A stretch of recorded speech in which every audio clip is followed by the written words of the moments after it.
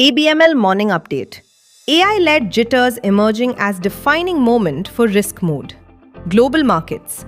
US stocks ended on a flattish note on Friday as Dow Jones was up by 0.10%, S&P 500 closed flat, and Nasdaq Composite down by 0.22%. Markets reacted cautiously to the latest inflation data, which broadly aligned with expectations and offered some reassurance that price pressures are gradually easing.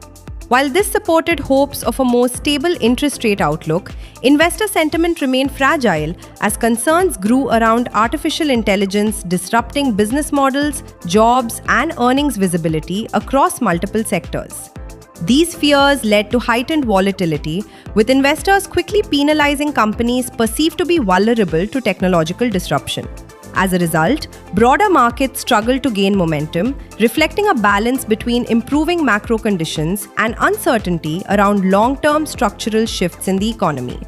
European equities also ended on a negative note, with the Pan-European Stoxx 600 down 0.13%. Domestic market. Indian equity indices ended on a negative note on February 13th.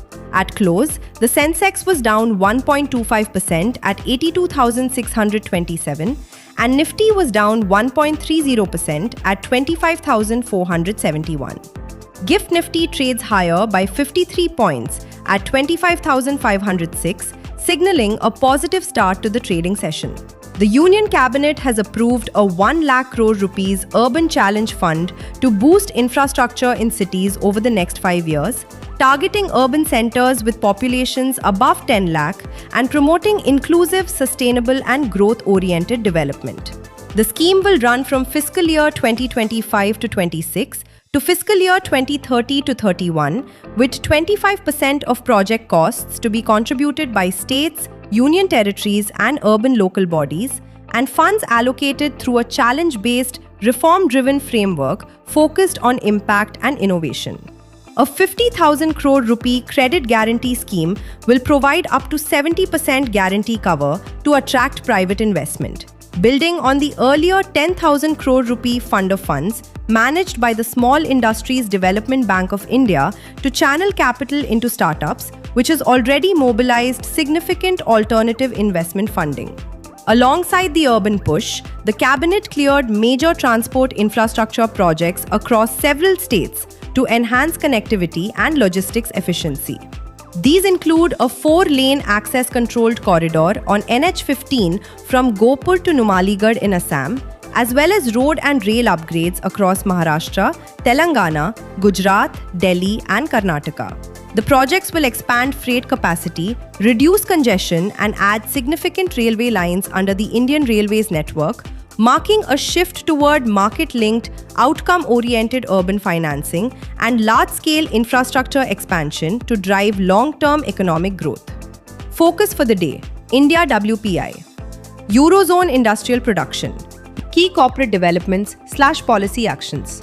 Azad Engineering reported a strong Q3 with net profit rising 44% YOY to 34.5 crore rupees and revenue growing 32% YOY to 158.7 crore rupees. EBITDA jumped 46% year-over-year to 62.2 crore rupees, with margins expanding to 39.19% from 35.47% year-over-year. Natco Pharma has received approval from the drug regulator to manufacture and market generic semaglutide injection in India and plans to launch it in March 2026. The drug is used to treat adults with inadequately controlled type 2 diabetes alongside diet and exercise. Adani Enterprises said its subsidiary Horizon Aero Solutions has acquired 100% stake in Indamar Technics for 330 crore rupees, making it a step-down subsidiary. The deal strengthens its presence in the aircraft services and MRO segment. Bharat Electronics has formed a 50-50 JV with Safran Electronics and Defence for hammer guidance kits, targeting the Indian Air Force and Navy. The move supports defence indigenization and strengthens BEL's growth outlook. Fund flow. FII bought shares worth 54.26 billion rupees, while DII also bought for 3.45 billion rupees. Investment in securities markets are subjected to market risks. Read all the related documents carefully before investing.